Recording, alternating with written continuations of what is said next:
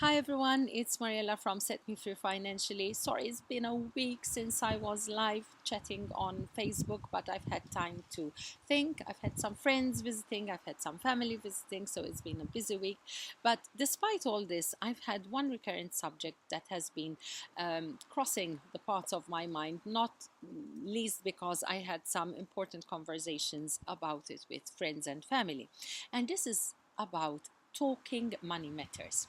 And when it comes to talking money matters, it seems to me that many people shy away completely from the subject and for many different reasons.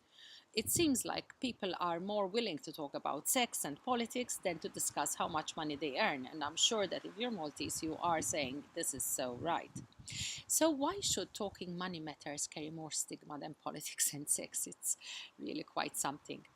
What is it that when we want to talk about how much money we earn, we talk about percentages rather than we talk about numbers? Is it really that tacky to talk about money matters? So recently I was having a conversation that was quite colorful and it was between friends, so it was all right. So it started off as a conversation about our dreams, our hopes, our aims, our targets, and where we planned to arrive. But when it came down to number crunching and arriving at the goals and our dreams, it was very clear that a few were not being comfortable with this conversation. And I had to think quite hard about this and why it was the case. So it's quite clear that talking numbers is considered quite vulgar amongst many people. And talking about earning money is also quite a secretive thing. It seems that a lot of people don't like to talk about it, and this is not generally speaking about my peers, but it's also generally everywhere in the world. 70% of Americans think it's downright rude to talk about money, for example. So I was thinking, where does this stigma actually stem from?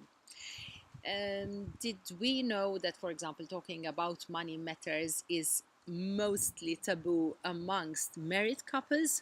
It's a fact that most spouses have no real idea how much their respective better half or other half is actually earning, what extent of savings they have. It's almost impossible not to have a couple who has a secret bank account. A lot of couples tend to hate to really disclose how much money they're actually making. So this also happens because making money is a measure that other people weigh you out with. They weigh you out in your achievements and also in the lack of their achievements. So because of this, talking about money becomes taboo. Also, talking about money between spouses hurts a lot of egos, especially if it's a situation where a woman is making more money than a man. There is this psychological warfare, which usually ends up in a lot of stress, and many times it is a complex code of ethics which should not be discussed and does have an impact on the possibility of a relationship growing or not. So, why is talking money matters important for an improved lifestyle, in my humble opinion? So, considering that the purpose of Set Me Free Financially has been to help readers become financially liberated, it's of little surprise that I want to talk about this very delicate subject. So, what is financial liberation and why is talking about money matters so mattering to me? I've always been very clear that financial liberation has nothing to do with how much money you earn. Financial liberation, in my opinion, is gained when you have a balance between earning enough money to have a good lifestyle, depending on what your lifestyle is. So, you need to earn as much as you plan to live and how hard you plan to live. So, financial liberation is gained also by equating the way you live. It's also gained by planning money matters. If you are going to say, yes, talking money matters is going to drive me to financial freedom, then I see no reason why we should not be discussing it. And I will give you a few reasons why talking money matters can improve your life, especially if you are going to be talking to the right people. First of all, if you are employed, talking money matters with the rest of your peers, especially intelligent ones, is going to guide you to see whether you are paid properly for the job you're doing. If you're negotiating a new job, then it is also being armed with a good weapon and knowing how much money to negotiate for salary for your new job. Knowing what you're worth is extremely important. Another very important fact is that you need to always evaluate whether you're living within your means or beyond your means. Possibly one of the reasons why talking money matters is so taboo to a lot of people is that because a lot of people are living beyond their means. If keeping up with the Joneses means that we are going to stretch ourselves financially, then we should think hard about our lifestyle and rescale it. The manner in which we live, the mortgages we take out, the extent we use our credit cards is proportional to the amount of income we actually make. If we're living on a shoestring budget, then we should be regulating the way we live to the shoestring we're living in.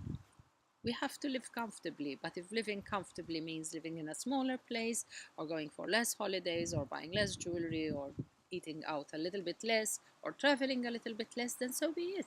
But we have to live without financial stress. Otherwise, this will mess up with our head. This is extremely important.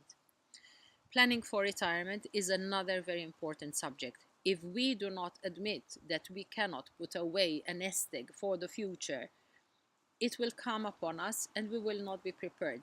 If the days that will follow, when we will not be able to make and generate an income in order to live comfortably, we will find that rescaling our lives is going to be a shocking truth that will destroy the best and golden part of our life. So this we need to think about very, very importantly. Next, we need to acknowledge exactly how much debt we have. If we have outstanding credit card bills, if we have outstanding mortgages with back payments, if we have car loans that we haven't paid, let's sit down with our respective families, spouses, whoever, take stock of the situation, and you'd be surprised. You will find more help if you have less financial secrets than if you have them. If grasping a real situation of your financial status is going to be the result of having a better life, then go ahead and do it. There is no shame in discussing it.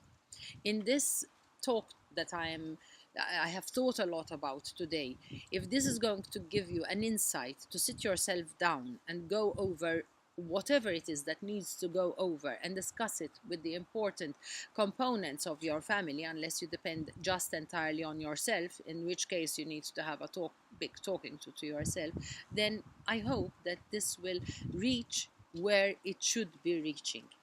Financial secrets have exactly the effect of stress, and they are the biggest contributors to relationship breakdowns. If sticking to a budget and talking money matters will help you to go on a path of sticking to a budget and avoid yourself embarrassment from your family and friends, then just do it. It's like when someone goes to an AA meeting, admitting that you have a problem is the road to healing. So, talking about money, especially as I said in the beginning, to people who matter to you and to people who can help you plan a future, is going to be very, very financially liberating. So, I would say let's acknowledge our power of earning, let's acknowledge what we earn, let's acknowledge how we live, and let's live according to what we earn. If this is going to lead to fewer fights and fewer expectations from our better halves, other halves, the people we'll live with, or even with ourselves, then I think talking money matters is absolutely not vulgar at all.